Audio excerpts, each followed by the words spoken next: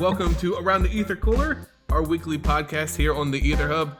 I'm, of course, Simon, and I'm joined by my regular cast of friends and fellow Magic players. Of course, we have Nitzahone and Mike from Mythic Tales, who also edits our videos on this channel, and Bad Wolf MTG, aka Nicole. How you guys doing? Awesome. Great. Good. Today on the show, we're going to be talking a couple things that's come up this week in Magic, one of which being the revelation of the Guild of Ravnica sealed event, coming a lot earlier than we would anticipate, so we're going to talk more about that. Then we're going to talk more about M19 Limited, with Nitzahone kind of taking the reins on that, talking about some of his underrated and overrated picks so far that he's seen, with having a fair amount of limited play under his belt already. We'll talk a little bit about the lore of M19 coming up on the channel and our kind of initial thoughts of it right now. And then go into talking about the results of the first few standard matches with Mike, as he's gotten a little more experience under his belt in that regard. And Nicole's going to wrap it all up with our Friday night MTG Spotlight. Yeah. We will. Guys, this is just a fun podcast. Guys, I'm going to try and keep this a little bit more loose, a little bit more casual. I've been coming into these podcasts kind of having like a solid script and when I want to say it. I'm going to try and have a little bit more of a casual, loose feel to it. Just having a nice conversation with fellow people who love Magic the Gathering. Sounds good to me.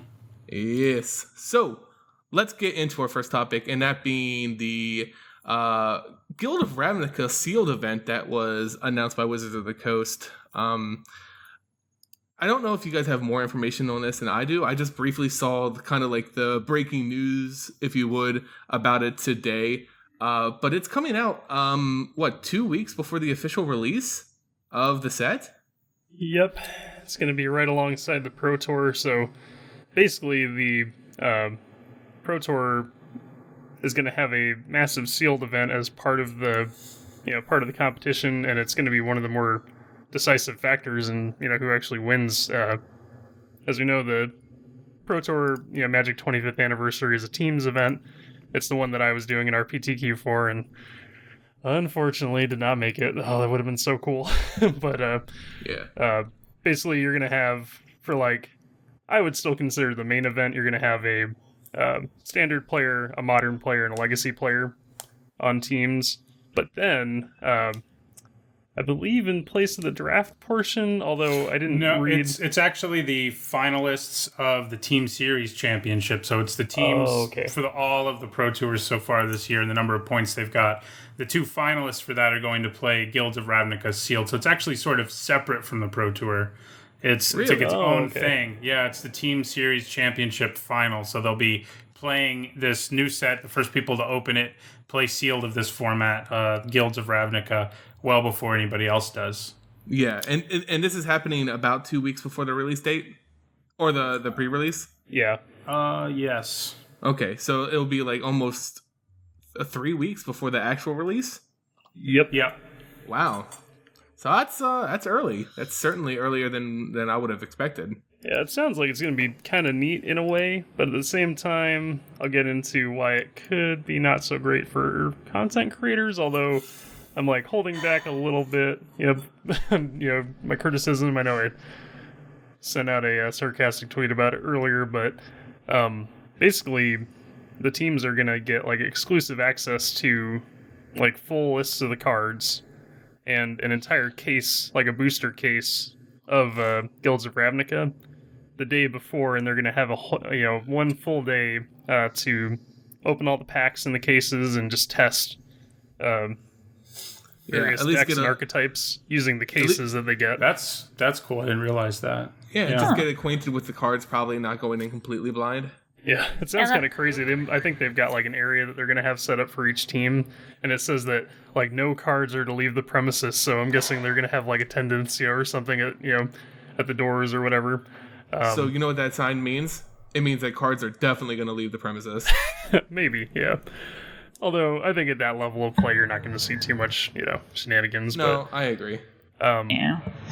Yeah, so, we're going to be seeing a lot of these cards maybe for the first time, and that's what kind of concerns me, is it almost smells like an Iconic Masters spoiler season again, where they just let all the cards kind of leak out, a little bit at a time. They announced that September 19th is when the whole set's going to be spoiled at Card Image Gallery, and that's okay. So that's before, that's like 2.5 weeks before the Pro Tour, which is insane. Oh my God. So we're gonna have like a month. We're gonna have like a month before the set is released of the full spoiler. Whew, that's a lot of time. I think that's to sit the on same cards. weekend as the Pro Tour, right? Because the set releases on October. Oh yeah. No, you're right. Yeah, the set releases on October 8th. So I think there's. Yeah, so it's only 2 weeks early. Yeah, it was. Oh, okay. Yeah. 2.5 weeks early, not 4. Yeah. So the full set will be released on the Pro Tour. It'll be released like the Wednesday before the Pro Tour. Oh, okay, that's not as alarming as I thought. I was like, oh my God, we're gonna sit on these cards for a month. Yeah. That would be It's hard. just a couple weeks. I'm still a little bit concerned that like the different content creators aren't going to get any, but we'll see. Like I said, I don't want to go crazy now because they could have plans to still give us all spoilers up to that full set release before the Pro Tour. But what they should be doing is they should be promoting the Pro Tour at that time. You don't want everyone distracted by spoilers and trying to focus on that. That's a good point. It's I don't know. It's just it seems difficult. To that point, though, I think spoilers can kind of drive up. I wouldn't say like artificial hype, but I mean like if you release them almost in tandem with each other. And I know it's going to be like out for a little bit before that, but it should drive at least enough excitement if they tie the spoiler season with the event that's going on. Like say, hey, here's the cards, and I'll see them in action live before anyone else. Kind of tie the two together and try and drive hype that way. I definitely guess agree that's with true. you there. Yeah. That's if they do it right, then I guess that would help. But if they're releasing Tree of Perdition on the last day, maybe not a good idea. I mean, just with Core Set 2019, they actually released the spoiler a full week earlier too, and there wasn't really a reason to do it, but that's what they did. It was interesting that they released it a week early then too. It may be that the whole way they're releasing sets is changing, and I don't know if that's a good thing or a bad thing, but it's definitely starting to change. It used to be like, because I do full set reviews, I could always look at the releases for the year and say, okay, this is a week before the pre-release. This is when the whole set will be spoiled. And now the last few sets, they've sort of announced, variations on that instead of, what it's been previously. Yeah, I'm thinking like it should be fine. Like I think the Pro Tour itself is going to have lots of hype behind it because people are going to want to see these cards being played for the first time. But I'm concerned about those 2 weeks after the Pro Tour. Like, are we going to get like that kind of, everybody's going to get really hyped up, and then there's just going to be that kind of wet fart going into the pre-release, which is what we all get to do. Yeah. Like, is it almost too exclusive? I'm not sure. So, as exclusive as it might be for those players in the event and people watching the stream and stuff like that, it's obvious that Wizards of the Coast is really pushing hard to market their streaming. They want to stream. They want a lot of people watching these events. They're going to put as much exclusive content as they can into these events to drive viewership and try and make sure people stay and watch future events. So, it's a business decision, I guess, more than anything else. Yeah, definitely. Speaking of business decisions, on that front, we got some new WPN policy changes too. Oh yeah. Let's talk about that real quick. With there's no longer an age or you can have events that have age restrictions now, which is, I think it's kind of cool. To be fair, I actually didn't know that was a thing to begin with. Well, it's not right now. Yeah. That's the change. I didn't know you couldn't hold age restricted events.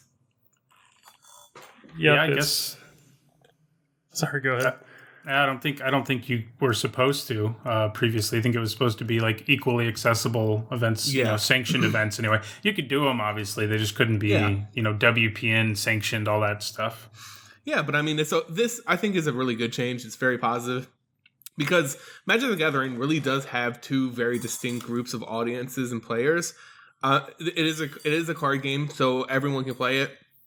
but they're a 25-year-old game card game, so you have those old veterans who are getting up there in age. I'm not saying they have to run around and this is not a high contact game or anything like that, but it could be a crowd that's more catered to a different type of entertainment. Maybe adult beverages are served when they play Magic the Gathering, along those lines. Yeah. Right, and that's the other new thing in the policy is now alcohol is permitted at sanctioned events. I mean, they're still not going to let people play sanctioned events in bars, but if you can serve alcohol at the event itself, just you can't have the event in a bar. And I think that's great though, where you can have an age limit, so you don't have a bunch of kids playing with maybe slightly inebriated adults. And then you can have sanctioned events for a younger crowd who aren't playing against, actual, 20-year vets or something like that. Oh, I have a different point of view, but I mean, it's the same thing, but I'm a mom. Yeah. Y'all don't have kids, and you're not a mom. For other reasons. This is true. Not quite. You are correct. So I'm a mom, and I want my kid to play Magic. I really want her to love it, and I want her to, get out there and play and have fun with it. And, sometimes playing at F&M with older people who are very ingrained in what they do, they know how to play Magic, they play a lot of it, and they're good at it. It's intimidating for small kids, and even me, a small adult, to, play up against that and to sit down and, have a game and do that. And so the fact that we can now have, age restrictions and do smaller, younger things like that, like, a junior league series or whatever, like they used to do, like the Pokemon does. That'll be awesome. I feel so much more comfortable saying, sweetheart, yes, you can come with me to F&M. You have people your age that are at your skill level, go play with them, and mom will go beat up the big guys, and we'll have a great time together. It's probably, I mean, for the reasons you mentioned, I think it's probably better for helping younger people get interested in the game because, I mean, I started playing when I was 10 or 11, and, my ideas about the game, I was wrong about a lot of things. And when you go to a store and you try to play against people for the first time, it is really overwhelming when it's dudes in their, you're 10 or 11 and there's dudes in their 20s and, they're telling you how to play the game, and you just feel like you're an idiot, basically. And if you're playing with other younger people, it's a little less intimidating, basically. So maybe young people would get more interested in staying with the game if they could play against mostly people their own age, instead of going to F&M and getting destroyed by a guy who's a PTQ grinder or something. Yeah. And as a parent, the comfort level of being, there's a bunch of kids here, I feel more comfortable leaving my kid here. Instead of, there's a bunch of 30-year-old dudes here, I'm not going to leave my kid here. Both of you guys have super, super valid points, and I kind of just want to build on that because just like you, Nitsuhone, when I first started playing, I think I was 13, around that age. I was personally super intimidated by playing if I was going up against someone older than me, 20, 30 years old. Super intimidated. In fact, I didn't even become a regular in the LGS until much later, simply because I wanted to play with my friends because I knew them. They were my age. I did not feel comfortable playing against adults, so I can identify with younger Magic players, and I know some are very confident and they'll play against adults and it's all fine. But there's others that won't step into an LGS because they know they're going to be playing against adults, and that's really, really scary. Yep, and then part of the reason I brought this up was this is big news at my LGS because we're basically made up of a bunch of young professionals in the area. There's a few younger kids for sure, especially kids of older people, but my LGS is actually located in the same building as 2 bars. It's a new development that this guy put up, and there's one bar that's a dine-in type place where you can get beer and food, and then there's a bar down below it. And the whole area is zoned for alcohol. So now this means that our store owner can basically set a cutoff time, and then he can stay open later, which means more money for him, and he can have alcohol in the shop. After the kids, obviously you got to have the cutoff time for the kids, which I think there already is, curfew in place, so you would just enforce that like normal. But he's been talking about doing this forever, and beforehand, he would try to have events, like he'd set up at the bar, but like there's something intimidating for a lot of Magic players about going into a bar with, a lot of regular patrons who, don't share our love of the game and, kind of give you those side-eye looks. But now we can all go back to the game shop and have alcohol, and just have a good time doing drafts and drafts, or, booze and brews, whatever you want to call it. There's going to be so many puns that go out, thanks to this. I already saw a bunch on Twitter, but I messaged my local game store owner and sent him the screenshot of the policy update, and he just went, woo, back, So, I think it was all around just a really positive change because, again, like, the game's getting older, the audience is getting a little older. Obviously, it still skews younger. We know, based on numbers and stuff in the background, that it's still a younger game. But, when you get like Simon said, when you get a game this old, you've got some pretty old dudes that are still hanging around and playing, so... We're all over the hill at this point. Yeah. Don't remind me.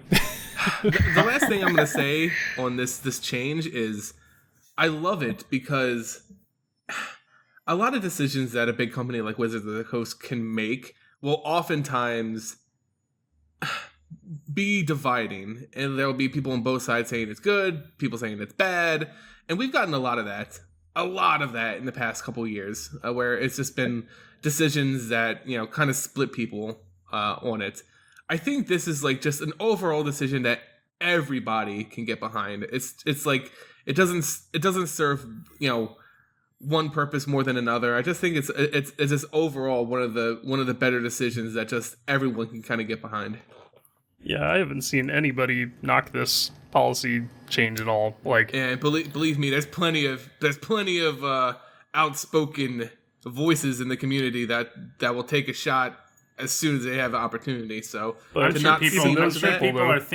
sure there are people thinking about ways to attack it right now. But they're just like, how do I assault this? I don't. Oh no, it's funny. Like, you guys say that they have, and like the only thing that they've come up with so far that I've seen is that why didn't they do this sooner? Like I've seen that argument, like, a bunch of shops had to close because they couldn't do things like this. So why didn't they make this kind of change earlier? That's the only criticism I've seen of it. If that's the criticism, that just means it's a good change. So it's like, because those shops clearly didn't have a good business plan to begin with. If you need to sell, like, have alcohol present for your business to survive, unless you're a bar, that's not a good sign. Yeah. All right.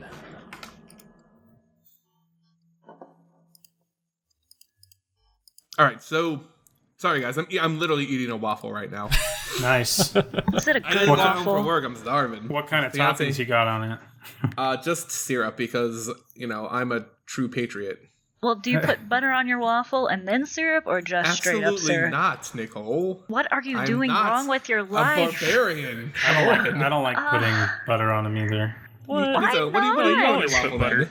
You put butter and then you put syrup on top of it. I do syrup and fruit usually, but Oh, okay, I'm kind of like that in this at home, but I do syrup and whipped cream, so it's kind of the same thing. I actually just do peanut butter Fruit now. and whipped cream? Just peanut butter. Just peanut butter? Yep. Ew. Sometimes you put whipped cream on it too, or Cool Whip. Actually, Cool Whip's the way to go. This is another thing that divides the community. What do you put on your waffles? And like, obviously, I don't know you guys as well as I thought. So Yeah. I don't know if this is gonna work, guys. Let us know in the comments what kind of waffle toppings do you take. This is a very important question. Nothing else is more important right now. We must know. Don't no cheap shots, guys, on the waffle topping. All right, so let's move on a little bit and talk about M19 Limited. So, Nitsuhone, of course, we're going to defer to your awesome judgment on this, since you are the man who's played the most limited by far. Quickly, off the top of your head, how many drafts have you done of M19 so far? I think 8. Actually, that's a good amount. Compared to last week, like last week I'd already done 5, I think. So I've only done 3 since then. So not okay, but like that's a very strong number. For most people that's a lot. For most people that's a lot. Yeah. Yeah. So yeah, I think I'm at about 8. I like do one a set, maybe. I got to do at least 5 a set. I try to. I got to do at least 30 a set because I have an addiction. But anyway. I mean, it certainly gives you a lot of knowledge on the set in terms of limited. You definitely have a great access to the ins and outs and small things of this limited format. So why don't you kind of take the reins and lead us into what you have kind of ascertained so far? Yeah, I was just, last week I talked about a few things. I talked about how fast I thought the format was. Last week I said I thought it had the potential to be a really fast format, but I did note that, it's really early and I don't know for sure. And while I do think it is fast, a lot faster than Dominaria, I have sort of reached a conclusion that it's not like a crazy, we've had formats like Magic Origins and Triple Ixalan that were really, really fast, aggressive formats that were all about aggro. And this format definitely has decks that are like that, with red-white sort of being the premier example. But there are enough nice defensive creatures running around, like 1/3s, like Omen Speaker, who scries when it comes into play, and so it gives you value anyway, and things like that are good blockers that can really slow down like aggressive 2/1s and stuff, and 3/1s. There's also some decent instant speed removal that can kill smaller creatures. One of the things about this format that is interesting, though, is there's not a lot of instant speed removal that can kill really big creatures. So auras are better in this format than I expected. And that's something I'm going to talk about in a minute a little more when I talk about one aura in particular. But auras in general are better because if you're putting them on like a 3/3 or a 4/4, the chances of it getting killed at instant speed aren't really that high. So they've been better in this format than they are in most formats. But if Dominaria, like on a scale of 1 to 10, with 1 being glacial and 10 being incredibly fast, like a Magic Origins type set or Rise of Eldrazi or whatever, a 1 is probably what Dominaria was, and this set's probably something like a 6 or a 7, so it's reasonably fast, but it's not like an insane aggro decks or king kind of format. There are good aggro decks, but you can build control decks and defensive decks too. And the other thing I was going to talk about specifically is that I said last week I didn't feel like synergy was a real big thing in this format, and after the 3 more drafts I've done this week, I've come back thinking that to an even greater extent. I've tried to push synergies really hard in a couple different decks.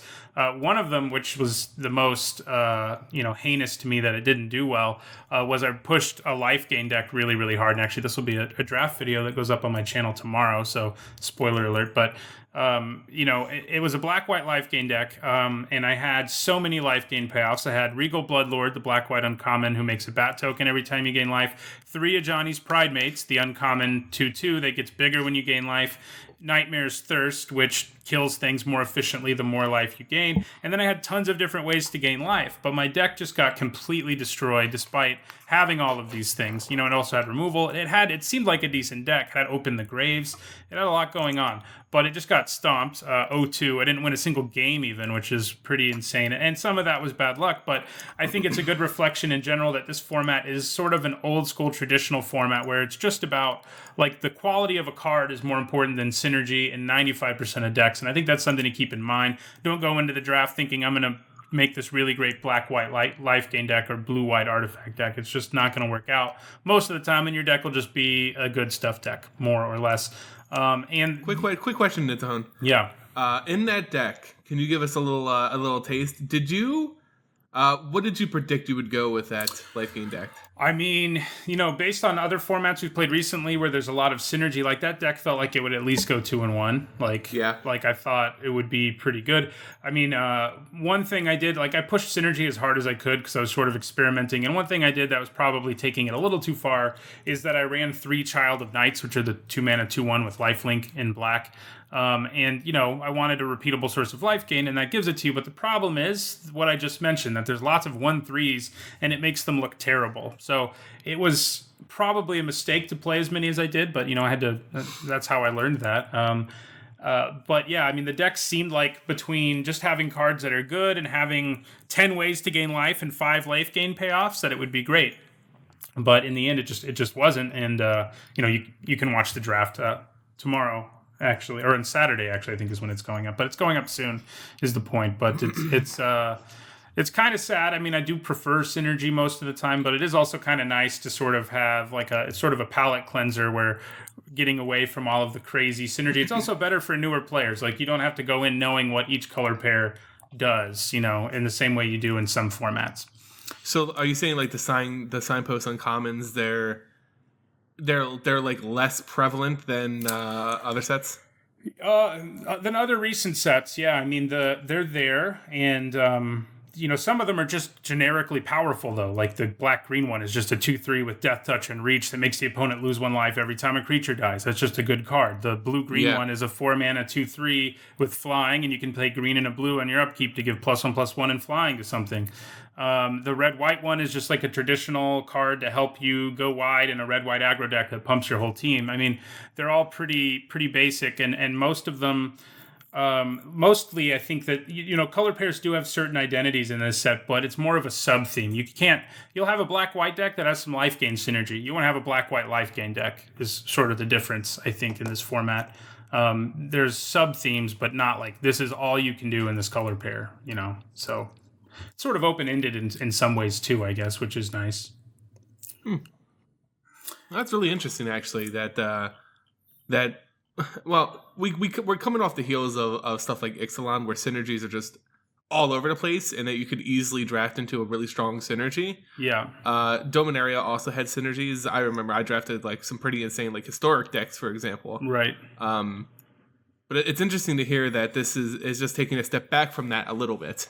Yeah, and most core sets have. I mean, that's been true in a lot of them. I mean, the last one we had, Magic Origins, was similar. The difference was that it was an incredibly aggressive format, and you basically had to be an aggro deck, which sort of made it one-dimensional and boring. But this one seems to have more depth to it. I also think, in most formats, sometimes there's a color that's considerably weak than the others, or there's a color pair that is. In this format, I think they did a good job of designing all the colors to be fairly equal, and all the color pairs are playable. There's not like one color that just got shafted on commons or something. All the colors seem pretty good, but yeah. I'm just glad it's not an aggro nightmare like Amonkhet was, because I was kind of afraid that it was going to devolve into that. We've had a lot of aggro nightmares lately, unfortunately. Not in recent, because if you think about it, like recently Hour of is a strong Devastation word, right? Yeah, Amonkhet and Ixalan is really what I'm referring to. Yeah, I mean, they're still in standard, so it wasn't that far back. No. It seems to be kind of on, one on, one off. But now that we're getting away from the multi-set drafting, I wonder if that's going to affect things a little bit, because it seems like whenever we had the first set, again with Amonkhet and Ixalan, those were really aggressive. Whereas when you added Hour of Devastation, all of a sudden, some people consider Hour of Devastation to be like a top 10 draft format of all time. Including... Really? Yeah, like LSV says it's up there in his top 10, because there's just so many things you could do, and you had time to do them. And Dominaria, similarly, I think Ben Stark Dominaria has said that it's one of his favorite of all time. So it's in my top 3 probably. So it's a good one. Yeah, so that's a good sign. You've probably addressed this before, but I mean, I think this is a good place to kind of address it again. But the single set draft environments that they're going to be moving forward with, how do you think that's going to impact like their design of Limited? I would imagine it makes it easier, right? Because you're designing like basically its own solo environment without having to consider other factors. But I think it's a lot better from a design perspective. It's easier for them, but I think it also makes for sets that are just better. The problem that they're faced with when they have to design, when they're doing a block structure is, like, the next set has to be within certain constraints, and it has to somehow interact with the color pairs that existed in the first set and what the first set was doing. And that always makes it a lot more restrictive. And it also means that formats aren't changing as much. When we're doing this one block thing, we have a new set every 4 months, the formats are going to be completely different every time. So it's better for players, because sometimes, frequently when a new set comes in, it does change things up enough for it to change things, but it doesn't. Sometimes it doesn't. Sometimes things just don't feel that much different, and the format gets stale even faster when it's just a small set and then the big set. So I think it's better for the designers. I think it makes for better, more cohesive sets designed for Limited, and I think it's better for people playing Limited. So yeah, I think it's a good thing overall. Yeah, I honestly think with the single set structure going forward, I think Constructed might be the area that's going to be the toughest to see, or we'll have to see. Obviously we haven't had enough sets yet that are single set to know how it's going to impact constructed. But for limited, yeah, it seems like all around it should be just a good thing. Because like you said, we don't have to do these cross-set synergies or anything like that. Yeah. So my fear with constructed with this the single set kind of block formula, I think this is something that me or you have talked about, Mike, or maybe you've talked about it and kind of just said it to me, and I'm just stealing your thunder right now. But it has to do with like set specific mechanics and them not being relevant as new sets enter the standard format and then kind of dying off as decks. Yeah, because it can go one of two ways. You can get a really parasitic mechanic like Kaladesh with energy, or you can get a nothing mechanic like oh man. I mean, yeah, there's actually decent examples of a lot of mechanics, but yeah, some things just get tossed aside and constructed like like Desert's Matter really doesn't show up that often. Well, it would if Ramanop Ruins wasn't banned, but yeah. Probably, yeah. I mean, I think the big part is that you get a lot more bomb cards that, like, there's like one or two good bomb cards that stick around from a constructed set. And, like, the rest just don't see play because the synergies are kind of weaker. Whereas back in the 3-block set days, you could have enough cross-set synergies that you could build a deck. Oh, like Explorer. Explorer is a good example of that. Like, there's definitely a good viable Explorer deck in there. But Kaladesh, like, with the energy mechanic, was just so parasitic. Like, energy was a one-set thing. Because it was only... I believe energy really only showed up in Kaladesh, right? Mostly. No, it showed up in Aether Revolt Kaladesh, too. yeah. It was in both, but there were more cards with it in Kaladesh, yeah. Yeah, there weren't a lot of payoffs in Aether Revolt at least, but yeah, and so many of those cards just seeped into the rest of the format all the way up until the banning of Attune with Aether. Attune with Aether, Trust me, I've got my 4 copies. And it kills me because you guys know I love to build like 5-color janky decks. Oh yeah. And that helps so much. Not having our 1 mana, find a land cantrip has been killer. Like every time I want to build a 5-color mana base, like, in the past it was like always just, you just put green in and you get your 1 mana, as long as you can hit a forest on turn 1 and you have like either a land tutor or one of those lands that you needed. Like it just made the,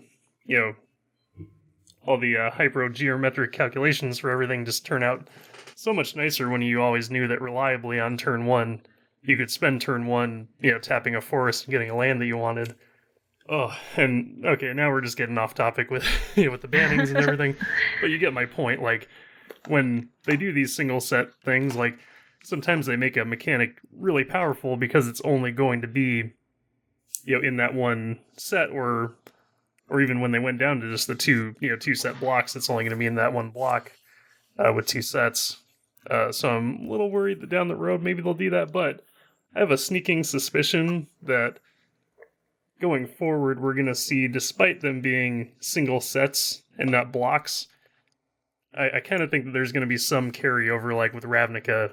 Yeah, we're going to see a lot of guild stuff, and I think there's going to be like loose synergies that spread out across the 3, even though they're technically, not in a block, so right. And that is an interesting thing in general, that they got rid of the block model, and then they're like, which part of the goal in that is to bring us to new planes and stuff too, but then they're like, we're just going to do 3 big Ravnica sets in a row, which I'm happy about, but it is interesting that they decided to do it.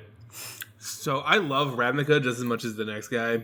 I do think that 3 individual blocks of Ravnica might be a little much. It might cause some Ravnica burnout. Yeah, it'll be fine. Don't worry about it. I don't think the 3rd set is going to be Ravnica like we think. It's not going to be like the city. I feel like it's just going to be kind of like a battlefield set where it's like some kind of, now we're getting into a whole other topic, which is the story implications. So believe me, I was heading there anyway. Yeah. So, do you want to are we kind of done with limited, or do you have any other thoughts, Nitsuhone? No, I think Nitsuhone wanted to talk about a couple cards that he... Oh, yeah. Yeah, I was just going to quickly talk about one overrated card and one underrated card, and this is based on the drafts I've done, what cards I've seen people play against me, what cards I've seen come late in packs. And the underrated one is Knightly Valor. I mentioned that auras in general are better in this set. This is an aura that every time we see it, it's been good.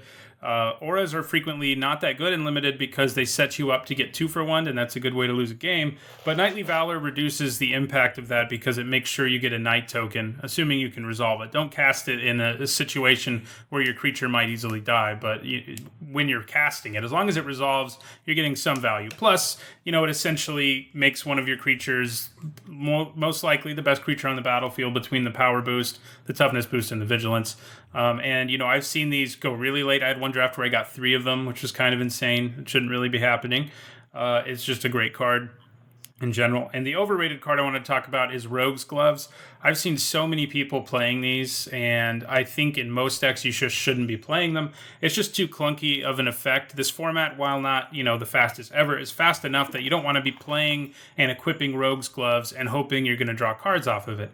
I do think it's playable in a deck that has, let's say 10 creatures with some evasive ability, like Flying or Menace or whatever, because then you're going to be drawing the cards more consistently. But there's going to be tons of scenarios where an equipment like Rogue's Glove is useless. What makes it bad, basically, is that your creature already has to be good for it to be worth it. And if, that kind of defeats the purpose of equipment a lot of the time. So those are just the 2 cards I wanted to talk about this week that I see around too late and people playing too frequently, basically. So in terms of Rogue's Gloves, you're not saying it was overrated by you per se. It was, you think you're seeing a lot of people playing them in limited matches and it not panning out, right? Yeah, I gave it a D in my set review, which... Okay, which means it's playable if you're desperate, and the other situation where it can be good is in an artifact deck, and blue-white is sort of the deck that has some artifact synergy, and it has a lot of flyers, so it's going to see play there sometimes. It's not an unplayable card, but I've seen lots of people playing it in decks where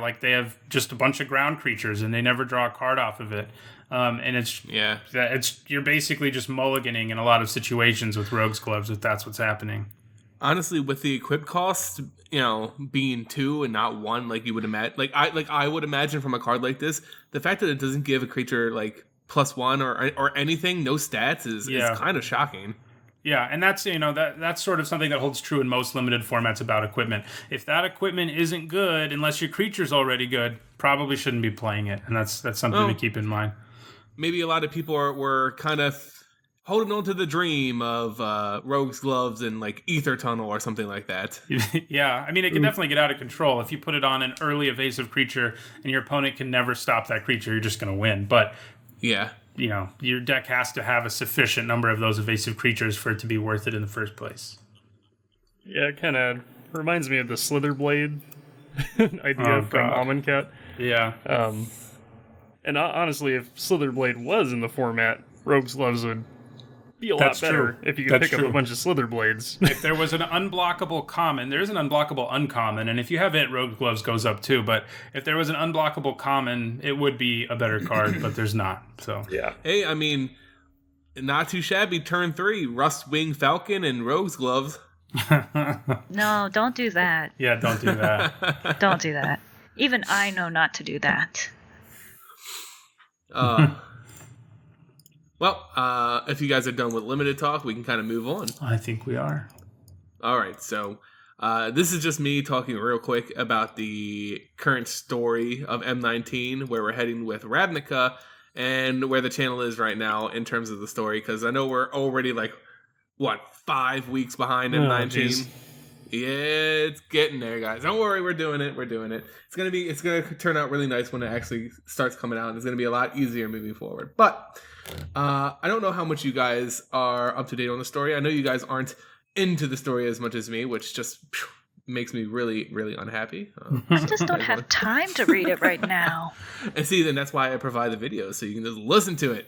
I'm telling you, I'm going to say more than 35% of my fan base are people who say, yeah, I want to hear the story, but I really don't want to read it. Why do you think we're all friends with you, Simon? Hey. Fair point. But, so M19, Wizards, how they're going about telling the story and writing the articles is they've gone through a pretty big mix up when it comes to their authors and how they are deciding to kind of move forward with the story, kind of making some moves in house and getting like external authors to kind of write the articles. And the thing is, it's starting to have like every article written. Well, I guess it was every set that the article was written in has a vastly different feel from the previous one, simply because there's not like an aesthetic like cohesiveness to it from a series of in-house authors, since they're kind of just like bringing outside sources in, and they have different writing styles and they have different takes on what the characters should be acting and kind of feeling like. And I know they have editing behind the scenes to make sure that they go in the direction that they want them to.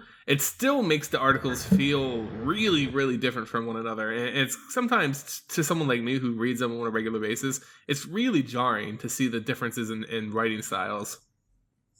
Yeah, in some weird way, the way that they've been sort of inviting in these, well-known fantasy authors kind of weirdly reminds me of the whole Silver Showcase thing.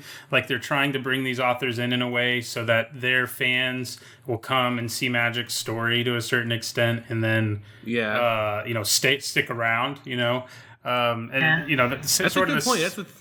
That's something I never really considered, but that's a really good point. It seems like the same sort of philosophy about bringing in outside people to do stuff, because they'll bring other people with them. I mean, they're also great authors, but the fact that they're rotating them, and they just announced, I don't remember because I don't pay that as much attention to it as you do, but they just announced today some other big author is coming in to write a 3-story arc or whatever for maybe for Ravnica. I don't know if it's for Core 2019, but yeah. It might be for Commander, actually. Oh, that's true. Oh, really? They might have 3 individual, like, kind of one-off stories for Commanders coming. I thought they would have gotten them sooner. Well, or I guess if they're just now announcing it. I don't, when it comes to like Commanders, Commander sets that they release, they're always really, really weak and light on the lore, except for maybe 1 or 2 articles on specific Commanders. But if they decide to bring in an outside author and have 3 like full articles written for a Commander set, I'd be really happy, because that's the type of supplemental set that just really does not get a lot of lore love. Yeah, that would be really... I mean, you've got these legendary creatures that you've created, and they have to have some kind of backstory and stuff too, and it would be so cool to know what that story is. Yeah, Nicole, you do not want to know how many legendary creatures there are that have absolutely no story. Like Chromat. Just it's mind-boggling how many have absolutely not even a sentence written about them. Yeah, because not all of them even have flavor text. So nope, it could literally just be a guy. That's so sad. You've put all that time and effort into creating this character on this card. Yeah. Have you ever looked at Chromat? I think it's like the worst example of, or worst example of it, because I actually don't know what that is. I'm going to Google it. It's a crazy card, because it's a 5-color gold card, right? It's all 5 colors. Oh my god. And it's this huge, crazy creature, and it has like 1 million activated abilities, and it's like, well, what's the flavor here? I don't know what's going on. And there's literally no lore for Chromat, so it's... And there's no creature type or any... Oh, an illusion. It's illusion. Okay, it's an illusion, yeah. But what is it? It's an like illusion. A butterfly snake hermit crab. But just look at all and it has 1,000 activated abilities. It's clearly some sort of shapeshifter thing. I don't know, but this is insane. Yeah. Like, why don't we have a story about this? We don't even have flavor text. Why don't we have something about this? He has too many activated abilities for flavor text. Wow. I mean, regenerates +1/+1. How many cards have there been in Magic? Like, you can't entirely blame them, for running out of ideas. Right. But it's just... No, I agree. They do a better job these days, right? I mean, again, you would know better than me, but they do a better job these days. Basically, all the legendary creatures at least have some story, right, associated with them when the lore comes out, don't they? So, yes and no. Oh, okay. So Dominaria did a really okay job with this. And I'm only saying okay because I'm more of a harsher critic. I wanted every legendary, even the uncommons, to kind of have some more to it. But at the very least, in Dominaria, because I believe they like it was kind of like a Legends quote unquote historic matters kind of deck or block. They kind of had to give more to the Legends, even the uncommons. At least every Legend in Dominaria had a snippet that they released on their Facebook, I believe, and over Twitter, where they showed the legendary creature, and then had at least a paragraph of backstory. Right. Now, it wasn't a lot, and some of them were kind of just quick one shots, but it was something. Now that doesn't seem to be necessarily carrying over. I kind of thought that this was going to be a thing forever. I was like, well, this is a great sign from Dominaria. I know there's a lot of Legends, and they're not going to touch them all in articles, so they're just giving them their one shots, little paragraphs here. But maybe this is something they'll carry on with sets in the future that might not have as many Legends, but the Legends that aren't going to be in the stories, maybe they'll hit on them like this, have a little paragraph. That does not seem to be the case in M19. No. So all the articles haven't come out yet, but I can already tell you there's going to be some Legends that are just not going to show up, simply based off the time period and the topic of M19. Obviously, you're probably not going to see Goreclaw the Bear in a history of Nicol Bolas. Yeah, that's probably not. Yeah, it's sort of sad though, because it's supposed to be something that Sarkhan encountered, isn't it? Like it's just based on the card. Spoilers, yeah. I just literally released that video today on the lore of Goreclaw, and yeah, I mean, it wasn't explicitly stated, but I mean, you can infer that this is the bear that Surrak Dragonclaw punched in Savage Punch. Oh, Surrak, yeah. Not so Surrak. He did have Surrak had an Origins kind of article where he traveled into a cave, had to go upon this teamer rite of passage, and he had to pick a fight with a bear, and then the bear became his buddy, and then he had to kill the bear to wear its cloak. It was obviously a legendary, important bear that never got a name. So they were just like, let's just go back to Tarkir, get a bear, and give it a name. And they don't ever tie it back to that specific event. Right. But you can make it. I think I made a fairly good case that this is definitely the same bear. How many other bears are infamous enough to give a legendary stamp to? It's got to be this is one. Yeah. But I mean, like, even that little paragraph thing they did in Dominaria for each of the Legends, that would be awesome. Just I really thought short paragraph. I really thought so many people liked it. Whenever it was on Twitter, when it was on Facebook, it got a lot of shares, it got a lot of comments. Even the uncommon Legends, the Legends that just no one really cared about from a story or even a card perspective, It got a lot of good reception, and I was like, this is definitely something they're going to continue with. Because even in self-contained blocks of story for single sets, well, these set blocks, they always produce at least a few Legends that just never get seen in the story. And even if it's 3 or 4, just give them this. But it doesn't look like, at least in M19, our only other example, they didn't do it. Yeah. Yeah, it's too bad. Well, maybe in the future sets, because it could be that they just didn't have enough time to plan from Dominaria to M19. Well, maybe not, but at the same time, maybe Goreclaw's about to become a planeswalker, and we're going to learn everything about him. That's literally the every comment on every video I've ever made. A bear if it's a non-planeswalker character, it's just I want this guy to be a planeswalker. He needs to go to Zendikar. I want to see him fight Emrakul. Why isn't he doing that? I still think we need an Aven planeswalker for Nizahone first. Yeah, that'd be cool.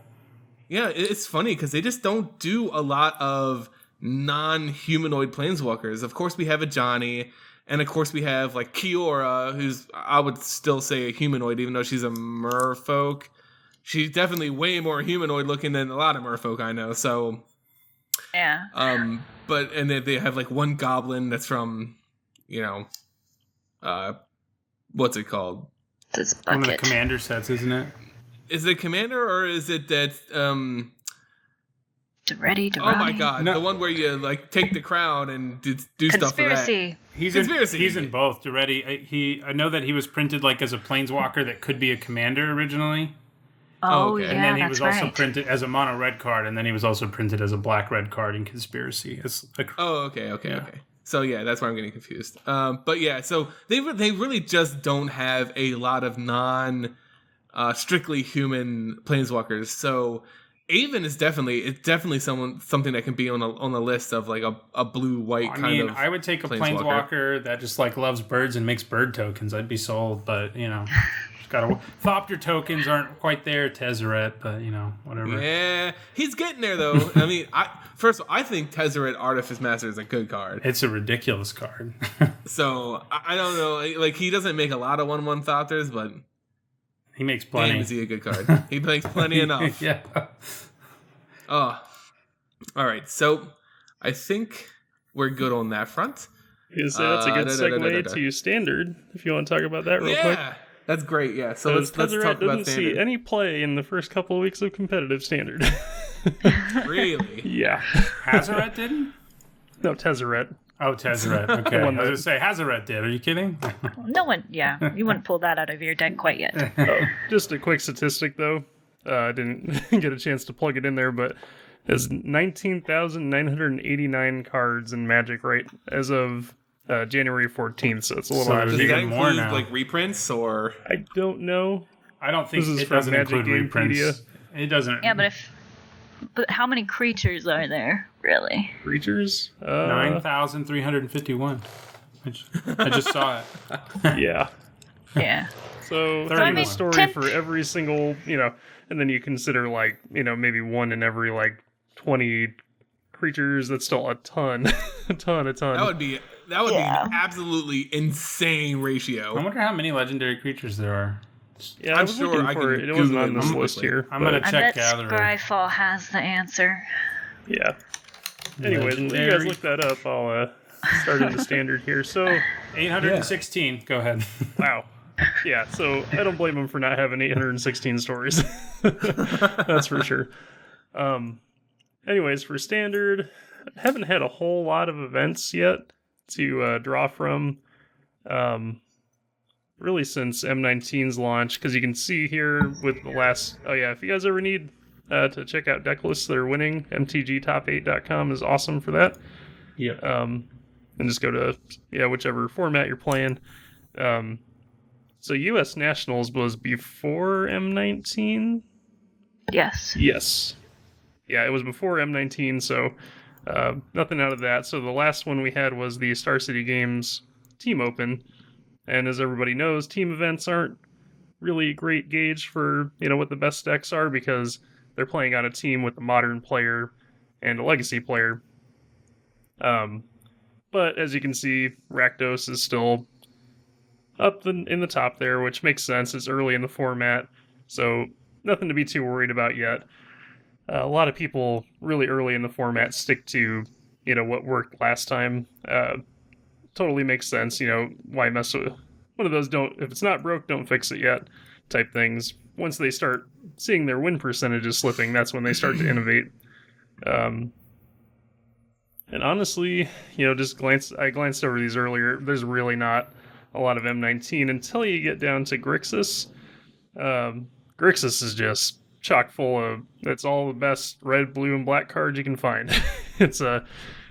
It does include Nicol Bolas, is the most notable inclusion there. Yeah, I was just about to ask is the Ravager in there? Yeah, I assumed he would be. That's a good I mean, reason why to do else would you Grixis. build a Grixis? Yeah.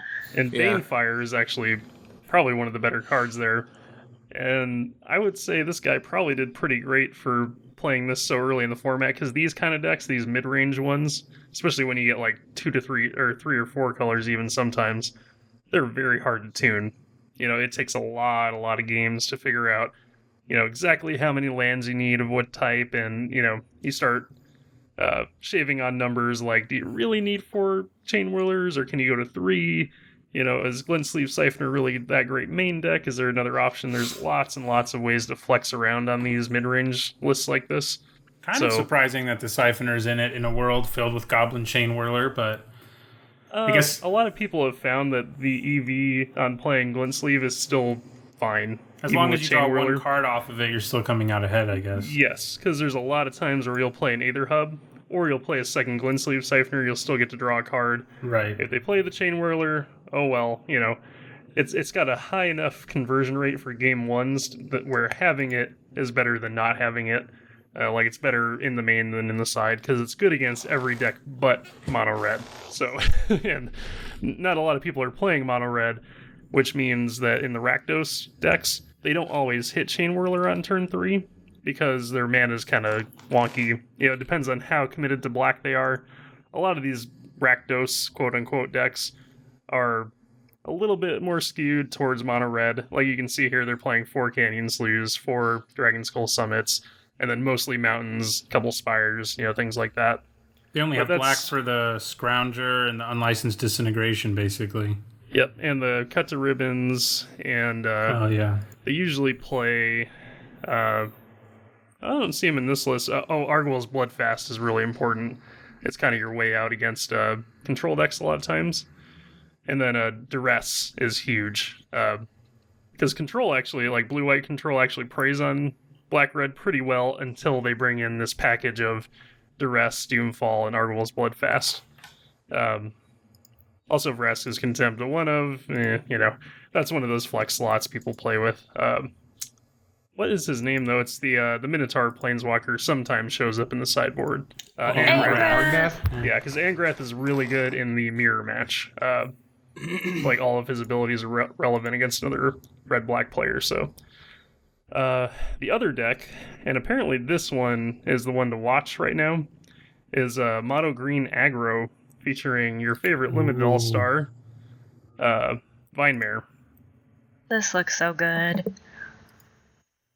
Although, I believe in this list, also look at who showed up in this list, Simon. Vivian Reed. Who is that? Vivian Reed. Yeah, Vivian Reed. Oh my god. Sideboard. She's done it. People... Oh, okay. Phew, you got me a little excited. People are calling Vivian Reed powerful, and it blew my mind. Wait, who is saying that? Did they read Some the pros. card? Hey, Yeah, if some you have a pros are. board filled with these fatties and you're just like drawing extra cards off of her ability while you beat your opponent to death, it's just going to win you the game. But Itzahone just nailed it on the head, because if you look at the deck list, look at how many non-creatures there are. 4, 5, 6, 7, 8. There's only 8 non-creature spells in the entire deck. And 4 of them are vehicles. Yeah, and some of these lists even feature our big old boy Giganosaurus in some of the ones I've seen, because it is just a straight green deck. Yeah. So what is the Vivian Reed sideboarded in for? Or against? It's sideboard. If I had to guess, it's probably against control players as well as other mid-range decks, because a lot of them are playing things like Nicol Bolas. So she actually does survive a Nicol Bolas attack, because she comes into play with 5, and then you probably tick her up, or you -3 to kill their Nicol Bolas. Yeah. she can blow up God Pharaoh's Gift in an emergency. Yeah, right now Standard is played a lot in the air because of cards like Glorybringer, Rekindling Phoenix, Nicol Bolas now, just a lot of, and even like Heart of Kirin, and obviously she can't do anything against vehicles, which I think is one of her weaknesses. So she can like, destroy vehicles artifacts, could be... so she's good. Yeah. Oh, she can. Oh, yeah. Yeah, you're right. And there's a lot of really good enchantments right now too. So she's actually really good. Like if you go up against blue-white, you can free your Galta. They got taken by a seal away or something. So very flexible planeswalker when you look at it a little closer, because she's easier to play than Vraska. Like Vraska's clearly a better card, but that having to commit to black in your deck kind of weakens what's a very aggressive mono green strategy when you've got Steel Leaf Champion and Llanowar Elves, things like that, to trick stuff out faster. So yeah, apparently this deck is doing really good on MTGO. And then I'm not surprised about the mono green deck, to be honest. The Vivian Reed being in the sideboard, I'm also not completely shocked about that either. But when I see her start creeping into mainline, winning, like actually mainboarding decks, then I'll start to maybe walk back on my statement. This is a big tournament too, though. It's 270 players, so she did pretty well for the day. Yeah, we don't see a whole lot more interesting there, but if you hop into the first dump of competitive standard leagues, we get Weenie White, which features a Johnny, so that's pretty cool. Yeah. He's definitely seeing some play. I've also seen a black-white Knights deck that uses a Johnny, because all of the black and the white Knights are all 2-drops. So you can get back, some pretty defensive Knights with them. And, oh, geez, there we go. Yeah. That was me back on Twitch. I was wondering if people were going to find a way to play the black-green +1/+1 counter snake with the Johnny and go like Abzan +1/+1 counters, but doesn't seem to be a thing yet. It could be. It could very well be a thing. That's a pretty busted thing if you can play a Johnny on turn 4 and put 4 +1/+1 counters on 2, 2 on each creature. People already like Constrictor a lot, so I would not be shocked to see it. Yeah, and like I said, the 3-color decks are just a little harder to tune, especially because last season we didn't have any good Abzan decks. After Chain Whirler entered the meta, all the Abzan decks kind of went away because Abzan is the tokens color pair, color shard. And Goblin Chain Whirler just shut those decks down. I'm kind of glad about it because I hate the Anointer Priest combo. Because you embalm an Anointer Priest and then you balm another one and then it just gets exponential almost. Yeah. I mean, not truly exponential, but it feels like it because every creature they embalm with the duplicate token card out, Anointed Procession, it just gets insane. I've had games that go up to 300 life when that deck was still in the meta. So, what's the paradoxical outcome deck? Yeah, I was going to say another interesting one. We haven't seen one of these decks for a while. This one actually runs Psy. Oh, nice. And yeah, sadly no Tezzeret here either. I actually didn't think to look for him, but yeah, he's not showing up. This is not the kind of deck I would think Tezzeret would be in anyways. Yeah. Because this is all just about making a ton of artifacts to kill with Aether Flux Reservoir, pretty much. Yeah. Although this one seems to be split. It looks like you can go Aether Flux Reservoir or just, go wide pretty much on tokens. Yeah. So two win conditions. Yeah, it's interesting because Paradoxical Outcome is saw play in Vintage and Legacy right when it was printed, because you can do such busted things with cheap artifacts there. So, it's cool to seeing some play in Standard at least. Well, when Eldritch Moon was still in the format, we had a bunch of Cheerios, as they call them, a bunch of artifacts that cost 0 mana. Yeah. And when that was in the format, Aether Flux Reservoir had some insane turn 1 kills because it is literally exponential with the amount of life that you gain. So you just Paradoxical Outcome, and then pop, slam them all down. And especially when, what's his name? The Equipment Master from Aether Revolt came out. SRAM? SRAM, yeah. When SRAM was out, you could just draw a bajillion cards, play a bunch of 0 mana spells, play mana rocks and things like that to get even more mana. It was insane, but now it's kind of been toned down a little bit. Although with Psy, you get a lot of that same kind of synergy where you get, every time you play a artifact spell, you get an artifact. So, and that all counts. Well, actually, with Aether Flux Reservoir, you have to cast a spell, but there's still, things that you can do in here to, with Inspiring Statuary, so you can use your Thopters to generate mana with Inspiring Statuary, and you get another Thopter, which gives you another mana, so, you can play lots and lots of cards. That can basically go infinite without too much effort. Yep, and then, this is the deck that has Giganosaurus. This is actually a deck based on Sarkhan's Unsealing, which is pretty cool. I like that quite a bit. And that's why you play Giganosaurus, because, you get a massive 10/10 body, but it also gets a trigger off Sarkhan's Unsealing, and you get Galta, who triggers Sarkhan Unsealing's final, the power 7 or greater. And Carnage Tyrant. It's power. Okay, it's power. I was thinking about converted mana cost. Carnage Tyrant. Giganosaurus triggers that one too. So whenever you play Giganosaurus, it basically also comes staple with it with a better, Anger of the Gods.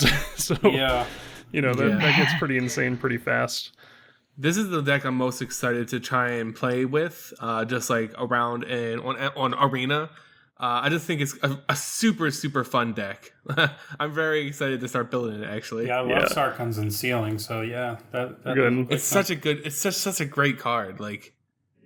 Such a great design for people who just love big, stompy idiots, essentially. Yep, and then the deck you guys know I want to play. Chromium. Esper control. Yeah. Esper control. Have you tried anything with that yet? I have not gotten a chance to play any standard yet, to be totally honest. But thankfully, I know enough about the metagame to act like I know what I'm talking about here. So you're still in the camp where Chromium is going to. I don't like this deck. Just be a great counter to the mirror match. Yeah, I don't like this deck though. This is an Approach of the Second Sun deck. I hate alternate win conditions. Boo this deck. I'm sick of playing Teferis and looping Teferis and casting Approach of the Second Sun. It's just not fun to me. Like, I want to go back to playing control decks where it's just, more about controlling the game and then still finishing with some kind of beater, which is why I got excited about Chromium, because he is like an amazing beater, 7/7 flyer, but I'll see if I can brew myself up something, maybe we'll share it. I think Approach of the Second Sun is just, it's proven itself too good, so people are going to stick with it, I think. Yep. And then this final deck, which, shares the 7th and 8th slot here, I think they're fairly close. Maybe just like a couple different cards. It's Godfarer's Gift, another card that I just don't like that much. It's kind of degenerate. I mean, it's pretty easy to counter in most cases, but if they can land one, they just win the game, most of the time. Like, if you're playing red, you do have access to a Braid to take care of it pretty easily, and sometimes you'll get lucky on a Thrashing Bronodon, but they've got backups, and with Gate to the Afterlife, there's just so many ways to get it. Also, there's Refurbish, which is a way to cheat it out early and also get ones back from the graveyard. So, it just looks to get value. Like, every creature that's in this deck, it's just, okay, how much enters the battlefield value can I get? And then Llanowar Elves is there to help you naturally get to the Afterlife sometimes, as well as just being a body that Minister of Inquiries can dump into the graveyard, because if you're going for the Gate to the Afterlife plan, you have to get 6 or more creature cards in your graveyard, which Champion of Wits helps with that as well. And then Gluttonous Crane searches up your Gate to the Afterlife. This is a kind of tired, tried and true deck. And then it can kind of, like, if somebody does have a lot of hate for your Godfarer's Gifts, you just kind of swap in, like, Nissa, Steward of the Elements to, basically ult her it and, deal 10 damage. She's just kind of a 10 damage spell in the deck. Nissa Vital Force is amazing against control decks. Thrashing Bronodon in the mirror, against a deck that has a lot of enchantment removal. And then just extra value cards like Aether Sphere Harvester can hold down the fort forever. So, it's a really great card. I think my favorite version of that deck is the one with Combat Celebrant in it. Yeah, that one's messed up. No. I'm sure that deck's still around, so something to take away from these MTGO dumps is they only look for decks that have new cards in them. So there's probably a lot of standard leagues that are getting played where Black-Red is still the dominant deck. Unfortunately. I know at least one time where I was just destroyed by a Combat Celebrant deck. And when he first played it, I was like, oh, that's very cheeky. Very, very, very niche. I love it. And I was like, oh, this is going to be easy. I got destroyed. Yeah, some of those decks can just steal wins. A lot of times those ones that have the one-trick pony decks like that kind of crumble to sideboard. So they play better on Arena. So you'll actually see more of those kind of decks on Arena where it's best of one. I've seen it on Arena too. That's what I'm saying. You'll see it more on Arena because it's best of one. Whereas on MTGO, they don't usually make the top list or at tournaments because they fold to good sideboard options, sideboard hate. So if you get lucky, you can just keep stealing games, but not as likely. The win percentages are just lower than a finely tuned deck like the Rakdos aggro deck. That's been putting up numbers all season. So yeah. You guys have any questions about it, or? I do, sir. What's that? My question is, will my deck that's trying to abuse Phylactery Lich be okay? I want to make it work. I think because of a Braid and because of Thrashing Bronodon being so big, and we just got Reclamation Sage as well, like there's a lot of really easily main deckable artifact hate right now. Makes it a little harder to play Phylactery Lich. But, that doesn't mean, I think there's probably still a really good blue-black artifacts list out there, thanks to things like the Antiquities War and Tezzeret. Somebody's probably still just working on the brew, and it's just going to be a while before it puts up any numbers. I mean, you make a really good point, as a braid is a cheap spell that 2-for-1s your board if you have a phylactery you lich out. Yeah. Destroys the artifact it's tied to, and it destroys it, and that feels really bad. Yes, very bad. No. Depends on which side of the table. It feels really good for the mono red player.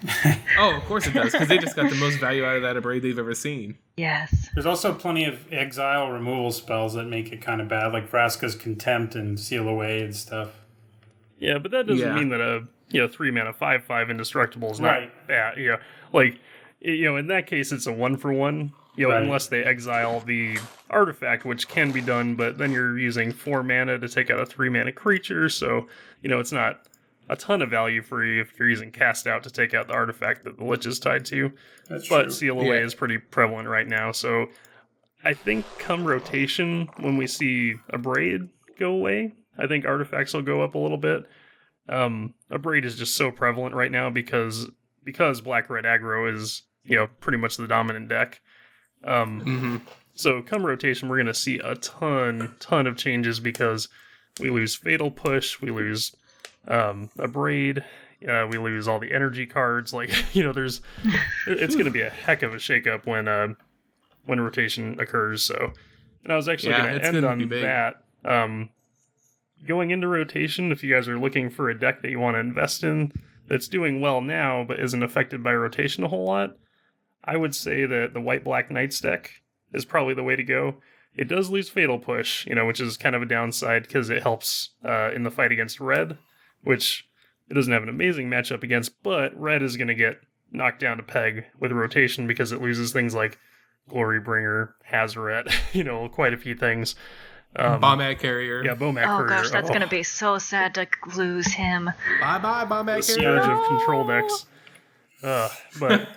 yeah, so I would say going into rotation, Black-White Knights is, don't totally hold me to this, but just looking at the list, I think it's not a bad deck to invest in, and I think a lot of people like to play that style of deck as well, and so I could see it getting really popular.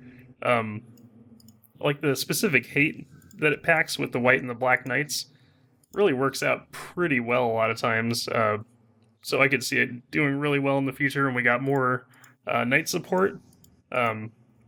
I'm trying to think. I just saw a deck list somewhere in these top lists. Not a lot of recent ones here. Was it in this? Are these decks? Are these decks utilizing Valiant Knight, the new rare from M19? Yeah, I've seen decks that use Valiant Knight, and it's been really effective. It's pretty good lord, getting all of the nice double strike. Yeah, I mean, the deck puts itself together. Basically, you play 4 of the things Black that say Knight, Knight in it. 4 of the White Knight. You play the new Lord. You play maybe 1 or 2 copies of Ariel. You don't want too many of her because she's kind of heavy on the curve top there. And then you play a couple of Johnny, and you pretty much got your deck. Do they play the white 3-drop Banalish Knight or whatever? It's called? Him too. Yeah, he'll slot in there occasionally. And then History of Benalia. You gotta have 4 copies of History of Benalia, which sucks, but I'm pretty sure History of Benalia went down in price because it didn't, quite take over Standard like people thought it would. Because it's still a really good card. Yeah, at first it was everyone thought it was going to see play in the blue-white decks, but I think people figured out that there were just better options, like, I don't know, maybe another dumb card that's leaving, Walking Ballista. Oh, yeah. Because a lot of control decks just went, why are we playing History of Benalia when we can just play Walking Ballista, which is always good. It's dropped to $11. It was like $30 before. Now the foil is $30, so... that's definitely a card I would consider picking up, because I don't see a case where History of Benalia is ever going to be bad. So if you're looking for, rotation-proof cards, I would say History of Benalia is a good one. $11 is still expensive, but it's not awful for a Mythic. And then the rest of the deck's pretty cheap. Ariel's not going to be too expensive. She's only 30 cents right now. Yeah, that's pretty cheap. Oh, I guess the other expensive one is probably Banalish Knight. Oh, that's not him. What's he called? It's the 3... Yeah, I can't remember. Marshall, I think. Marshall, but not Marshall. Oh, he's only $1. Yeah, so honestly, it's probably a fairly budget deck because, if we consider a budget deck less than $100, which is crazy, by the way. Yeah. The Chapel is probably one of the more expensive, the Isolated Chapel. It's only $2 for that, for the new version at least. They've all been printed so many times. I think those are all reasonable. Yeah, that was the one upside of not having new duels. Like, I was a little sad that they didn't print new dual lands, but at the same time, it kept the price down because they've been reprinted before, so... Yeah. Concealed Courtyard's only $3, probably because we're heading into rotation, and it's going to rotate. Although, I would say, for the fast lands, as we call them, the Kaladesh dual lands, those are seeing play in Modern, and even sometimes in Legacy. So... investing in those right now isn't the worst choice either if you want to play this deck before rotation. So yeah, that's my standard deck highlight of the day. I'll keep an eye out for more decks like that because I know everybody's anxious about rotation, so if I spot a deck that has a really solid core to it that's not going to rotate, I'll try to bring that up on the podcast each week. Okay, yeah, that sounds like a great idea. And it's going to be interesting to see what Knights do, because I actually thought Black-White Knights was going to be a thing in Dominaria. I thought they had the pieces there to be pretty good, but they didn't perform at all, and they never really showed up. So with seeing the cards in M19, they just got better. Like they just strictly got way better. So, well, I think part of it goes back to that problem I was talking about, where a lot of standard is played in the air right now. So, yeah. But once we see Glorybringer rotate, which is like the Air Force One, of standard right now. I mean, obviously, Rekindling Phoenix stays around. Nicol Bolas will still be here, but we might see some more answers that'll, come into the format, like Vivian Reed. Yeah, not in the Black-White. People kill my dragons. I know. There'll probably be more Knights in Ravnica too. I mean, I would imagine so. They do a good job of sort of like when the theme isn't any longer as central like it was in Dominaria, they've supported it a little bit with Core Set 2019, and I bet they'll support the tribe even a little bit more just by printing good, efficient Knights, even if they don't print tribal payoffs in Ravnica. The funny thing is, in Ravnica, they're going to be probably Boros Legion Knights, so it's going to be shifting the color a little bit. Ooh, Mardu Knights would be really cool. Yeah, that would be fun. And I think even if you do go Mardu, you're probably still going to play History of Benalia. You might not play Banalish Marshall, but like I said, he's not very expensive. Probably not, no. Right now, so, maybe there will be a Mardu list that, plays well, or maybe they'll print Norzov Knight or two, So, again, hopefully that'll be good. Again, I'm just speculating. This is Mike's speculating corner, but I think it's a fun deck, so, go have fun with it. Yeah. Well, I think we can wrap up the podcast here. Nicole, if you want to give our channel spotlight of the stream. Sure. So this week for our spotlight, I want to spotlight one of my favorite and a good friend of mine. I've been talking to him a lot ever since I started watching his content, and we've become pretty close friends. MTG Canuck. He is based in Canada, and so we have a lot of potato versus igloo stuff that we do together because that's just what we do, and it's a lot of fun. And he's just a really, really great guy. And he's doing a giveaway with another MTG content creator, Exotic MTG. So definitely go check out. He does pack openings and stuff of what he's playing. He talks about some cards that are spiking and things like that. He covers a whole bunch of different stuff. And he was on one of the creators seasons that MP Numbers does, and so he's greatly improved since then, and I'm just excited that I get to know him and that he's willing to work with me occasionally. So he's pretty awesome. Can we just talk about how absolutely sick his little avatar is that he had made for his channel. Oh my god, that Canadian leaf mana symbol, hype. It's awesome. It is too hype. Yeah, that was really cool. And as usual, I'll give my rating on his camera quality. It looks good. It's not too bad. It does. It looks really good. But yeah, so as usual, you guys don't have to, but if you want, I think we could help him, get a little boost here. Give him the Aether Hub community. Give him the Aether Hub community hug, or we'll come up. Oh, that's great. We'll come up with something a little cooler than that later, guys. But for now, he is at 624. So, what do you say? Think we can get him to 800? I don't want to shoot too high, but 1,000 wouldn't be insane either. And don't forget to smash that bell. Leave it up to you guys, but I think 800 is reasonable. But 1,000 would be better. We gotta preference it with the YouTube slang. Like Nizahon said, smash that subscribe button, pulverize that bell. Keep doing it, my dudes, etc., etc. A little Philip DeFranco there. It works. Ring that bell. Just murder that YouTube channel, guys. I can't get more aggressive than that, but Speaking of which, I will subscribe and ring that bell. All right.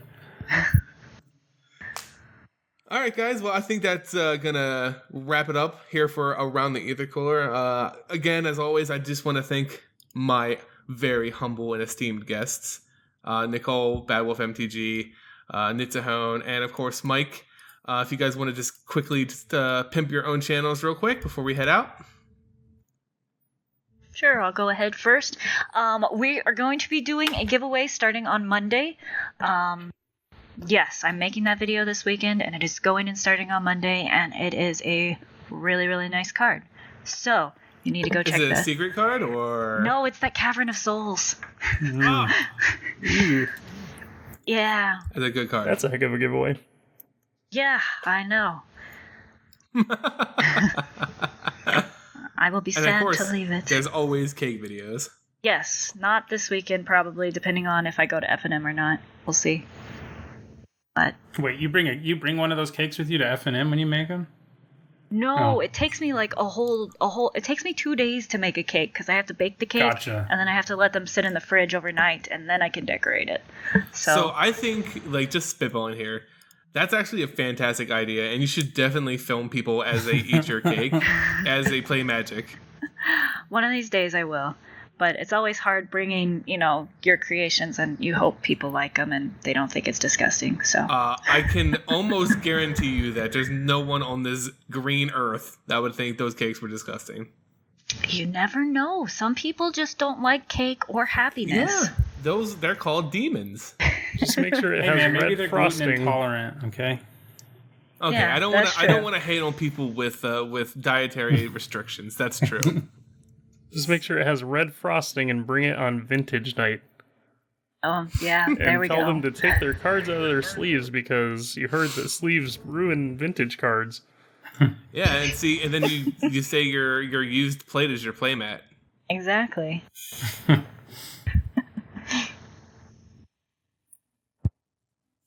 right, you want to go ahead, Nitsahone? Yeah. Sure, yep. So I do, as always, I do a top 10 every week, every Friday. Tomorrow's top 10 will be on the top 10 cards first printed in core sets. So a pretty large number of cards were eligible, but I looked at the 10 that have done the best in Grand Prix and Pro Tours. People often think of core sets as being weaker, and I think that list sort of disproves some of that. There are plenty of really powerful cards printed in core sets, like one of Sybin's favorites, Thragtusk, for example. Oh, yes. And I also do draft videos. I normally only do them on Monday and Thursday, but early on in formats, I usually manage to get up 4 or 5 drafts a week. This week I got up 4, but if you want to see draft videos or top 10s, then my channel is a good place to go. All right. I guess that leaves Sybin and I. Obviously, my channel is a little dormant right now because I'm working with Sybin on stuff, but I've stolen him. He is mine now. We have been putting out content like crazy this week, at least, after taking a couple weeks off. And, we're very thankful for you guys for being patient with us. We both had just stuff going on, so... I moved. It took a lot of effort. But we were back in the saddle, man. I was just looking at it let's see, we released a video on Monday, Tuesday... Or no, did we do... We didn't do Tuesday. We didn't do Tuesday or Wednesday, but we had 2 go up today. Yeah, and then we're going to have... Friday, we have one coming up last week's tomorrow. podcast, VOD, is going to go up tonight at some point, because we just need to get it out. Yeah. And then tomorrow, the first story recap goes up, so that'll be, 5 videos for the week? Yeah, and we're gonna have a pretty similar trajectory for the weeks to come. I have a pretty big backlog when it comes to scripts and audios ready to go. So it's going to be pretty easy to get those turned around and edited and up for you guys. But of course, you guys can catch lore. You guys can catch some... I'm going to start doing some arena deck techs, trying to figure out what it means to be a budget arena deck tech. And that was a little bit different because we were just talking about the value of some cards, some rares that are about to rotate out. Well, you know what? Those dual lands that only cost maybe $2 or something like that, they take an entire... wild card slot for rare, so it's kind of a difference in value there, and I'm gonna try to explore that and figure out what it means to run a budget quote-unquote deck in arena to try and get you as many wins as possible without breaking your vault as it would, Yep, that's gonna be interesting to do, but I think we'll figure something out. Yeah, it's not gonna be as easy with paper. I mean, paper, the economy is set. It's money. It's currency. It changes.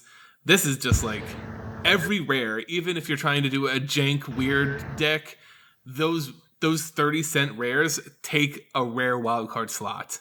So they all have an innate value that's similar. They're all the same. Yeah. So it's going to be a little bit difficult. Thankfully, we can look to Hearthstone has kind of a similar problem, but for them, what they do is they set a just budget for their stuff. So similarly, we're going to come up with some kind of wild card budget. How many wild cards does it take to make this entire deck and present it for you guys that way? That way, when more people get access, we'll be able to have those available out there, and then we can provide upgrades based on how many wild cards you get, or if you've already opened particular cards, you might be able to slot them in pretty easily. So, and then we'll also do just really fun flavor decks. One of the first ones I'm working on is the Life and Times of Nicol Bolas, and I've got an all Bolas deck. It's every card that has Bolas on it in the art, in the name, and it's actually competitive. I've actually won a couple games. It's kind of strange how that works out, but you jam enough high value creatures and removal into a deck, it's gonna do okay. Pretty much. I've got a lot of the best removal and standard available in Grixis. So, yep. Well, guys, that's going to end it here for Around the Aether Cooler. Of course, I thank you guys so much for watching on YouTube. And don't forget to hit that like button, subscribe, and of course, share it across the multiverse if you're so inclined. And of course, you can always catch us on Twitch every Thursday night around 8 o'clock Eastern Standard Time. I'll provide a link to our Twitch channel in the video's description below, but make sure you follow that so you can see us go live randomly across the week doing some arena stuff. But as always, guys, thank you guys so much for watching, and we'll see you next time.